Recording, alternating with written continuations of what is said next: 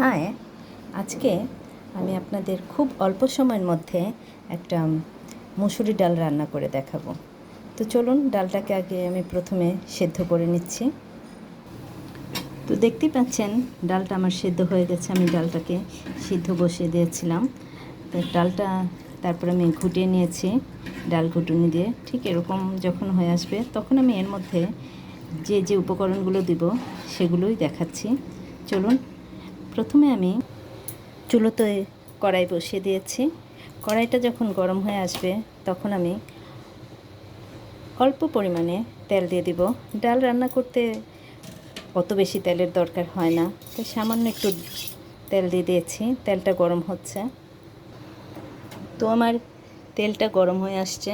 এখন আমি ফোড়নে দিয়ে দিব বেশি কিছু না, অল্প একটু জিরা, মানে সাদা জিরা, গোটা জিরে যেটাকে বলে, আর দুটো শুকনো মরিচ। এখন আমি একটু এটাকে, জিরাটা যখন হয়ে আসবে তখন আমি ডালটাকে ফোড়ন দিয়ে দেব।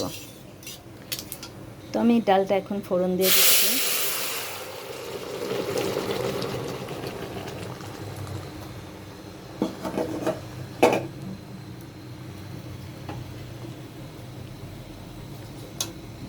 এখন আমি সেই ডালের মধ্যে দিয়ে দিব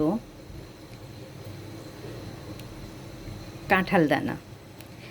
কাঁঠাল দানা দিয়ে আমরা অনেকে অনেক রকমের আইটেম করে খেয়ে থাকি, ভর্তা, তরকারিতে, অনেক কিছুতে।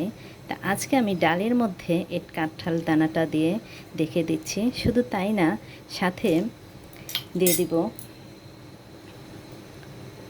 ডাটা।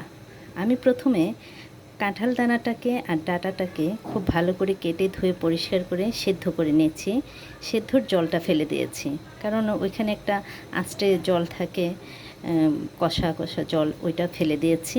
তারপরে সেদ্ধ করে আমি ডালের মধ্যে দিয়ে দিচ্ছি। এখন আমি ডালের কালারের জন্য দিয়ে দিব অল্প একটু হলুদ গুঁড়ো।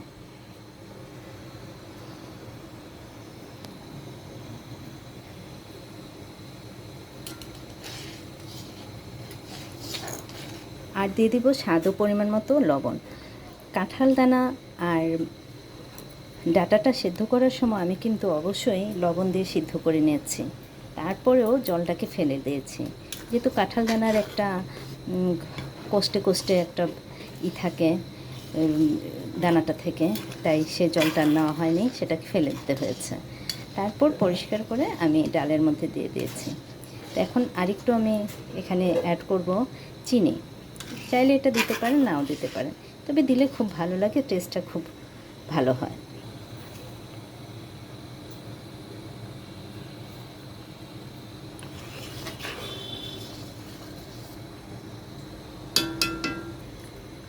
আর একটু বলে নেওয়া ভালো, আমি যখন ডালটা সিদ্ধ করেছিলাম তখন লবণ আর কাঁচামরিচ দিয়ে একবারে সিদ্ধ করে তারপর ঘুটিয়ে নিয়েছি, যার ফলে আমার কাঁচামরিচটা দেখা যাচ্ছে না, শুকনো মরিচটাই দেখা যাচ্ছে।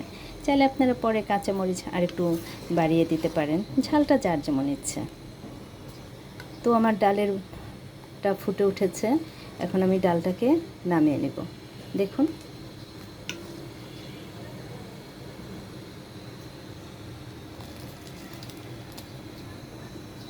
তো আমি ডালটাকে নামিয়ে ফেললাম। তো হয়ে গেল আমার কাঁঠাল দানা আর ডাটা দিয়ে মুসুরি ডাল। তো এইভাবে একবার ট্রাই করে দেখবেন, যদি ভালো লাগে তাহলে আবারও বলছি লাইক, কমেন্ট, শেয়ার করে দিবেন। আর ইউটিউব চ্যানেল থেকে দেখে থাকলে সেটাকে সাবস্ক্রাইব করে দেবেন। আর অবশ্যই আমার পাশে একটু থাকবেন প্লিজ। Okay, by. সবাই ভালো থাকবেন, সুস্থ থাকবেন, এবং যেখানে থাকবেন নিজের প্রতি খেয়াল রাখবেন।